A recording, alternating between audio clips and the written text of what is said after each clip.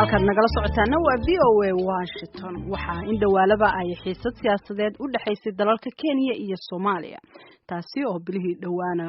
cirka isku sii shareereysay hadda waxaa ku sugan magaalada Nairobi wasiirka arrimaha dibadda ee Soomaaliya Axmed Ciise Cawad oo qadka si toos ah ugu jira magaalada Nairobi mudana wasiir waa ku salaana marka hore kusoo dhawow VOA waxaa kulan la yeelatay wasiirka arrimaha dibadda ee Kenya sida ay soo dhigtay wasaaradda bogeeda xiriirka bulshada kulankaasi hanaan sidee uu ku yimid maxaa isku afgarateen kulanku wuxuu ku yimid codsi ka yimid Kenyaanka inaanu saragno annaguna aanu ogolaanay maanta ayaan ku kulanay xarunta wasaaradda arrimaha dibadda waxaan ka wada hadalay isfahan la'aantii jirtay dhawaan waxaanuna isla fahamnay inay tahay in isfahan la'aantaas ay ahay nasiib darro ayna tahay in laga gudbo inaanu nahay laba dalo walaalo ah saaxiibo ah aan kala go-in dantoodu aada isugu xiran tahay sidaas ayaanu ku heshinaya in safiiradii dib ay ugu soo noqdaan goobahoodii intaasa ugu waaweynaa waxaan kaloo kala hadalay wasiiradda cabashooyin ka imaanaya sharikadaha isgaarsiinta oo ay soo gudbisay wasaaradda wasiirka isgaarsiintu soo gudbiyey ra-iisul wasaaruhuna uu amray inaanu kasoo qaadno taasoo ay naga aqbaleen inay fiiriyaan taasoo ku saabsanayd meelo ay lahaayeen sharikadaha isgaarsiinta Soomaaliyeed oo lagu burburiyey oo dhaawac iyo hanti dhintay intaba lahayd marka waxaan ku faraxsanahay in heshiiskii in isfahan fiican oo la dhexmaray annaga iyo Kenyaanka aan walaalahay waxyaabihii aanu arrintan ku saabsan isgaarsiinta xarumahooda oo kaleeto meelaha laga dindimiyey ay yeeleen inay aada uga howlgalaan marka laga soo tagataan isgaarsiinta oo usoo laaban doonaa mudane wasiir arrinta diblomaasiyadda heerar kala duwan ay soo martay madaxweynaha tegay heshiisa la isku afgaran waayey waxyaabaha ay Kenya ka caraysnaydna waxaa kamid ahay shirkii London oo lagu soo bandhigay dhulka lagu muransan yahay ee badda ee dacwadooda ay taala hadda maxkamadda tabashadii Kenya maxaa lagu xaliyay maxay uga soo gudubtay waxaan uga gudubnay inaan isku raacnay inaan horta isfahan xumaa jirtay oo isdhaafsi la-aan oo dhacda marka aan dadku ay isla hadlin iska maaragtay iska sameeyaan falcelis la ismoodsiiyey marka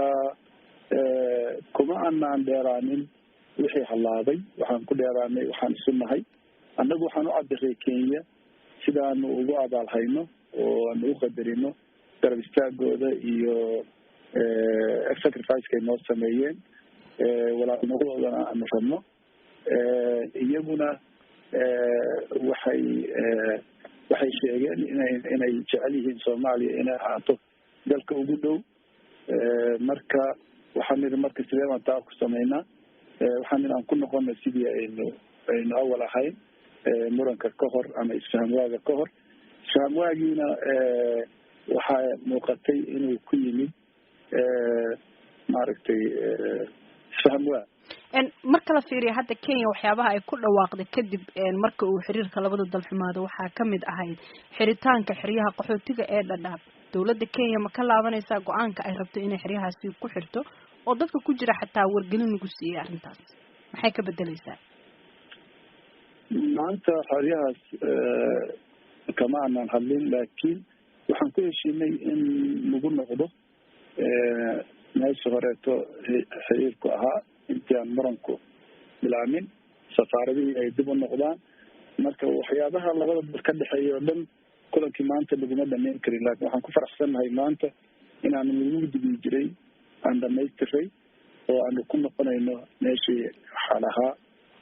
intaan isfaham waagu imaanin Kenya waxay weerar ka geysatay xuduudda Soomaaliya iyo Kenya oo ay ku burburisay xarumo isgaarsiineed oo ay leedahay shirkadda Hormuud mar ma ahayn laba ma ahayn dhowr jeer oo horena waa ay sameeyeen weeraradaasi ma ku sharxeen sababta ay u sameeyeen iyo haddii ay ma ka bixinayaan dadkii iyo hantidii meeshaas dhibaatadu ka soo gaartay may anaguna ma kama hadlin sharxaadna ma weydiin waxaan u sheegay in 13 xarumood 11 ay leedahay Hormuud iyo 2 ay leeyihiin Somtel iyo Amar in ay dhibaato soo gaartay marar badan aanu arrintaas ku soo qaadnay aanu doonayno in arrintaasi xal loo helo oo dadkii mushtarka ahaa oo meelaha isgaarsiintu ay markasta lacag uga baxdo in dhaawac iyo dhimasho ka soo gaareen marka waxaanu u sheegnay arrintaasi inay priority noo tahay in wax laga qabto waxaana ka dareemay si hadda kahor baana kala hadlay markan waxaan ka dareemay in ay aada maaragtay focus aan awalana ka dareemi jirin oo arrintan waxa laga qabto ayaan ka dareemay marka dee wixii intaa ka dambeeya tafaasiisheeda hay-ado uqaabilsan baa jira maanta waxaan u dhiibnay dacwadii ama sheegashadii dowladda wasaaradda khusaysa ee soo gudbisay ayaanu usii adkeynay marka maxay noqon doontaa tallaabada xigta ma kulamaa dhici doona ma madaxda is arki doonta xagee looga gudbayaa kulankii maanta aada la yeelatay wasiirka arrimaha dibadda safiiradii ayaa sidoodii kusoo noqon doona xiriirkii ayaa wuxuu noqon doonaa caadigiisii dabadeedna maaragtay isfahamwaagii iyo kala go-ii jiray ayaa meesha ka baxaya taasi waxay dhalinaysaa iskaashigii dhan kasta ahaa oo naga dhexeeyey oo murankan ka hor aanu ku heshiinay inaan dib u bilowno inaan wixii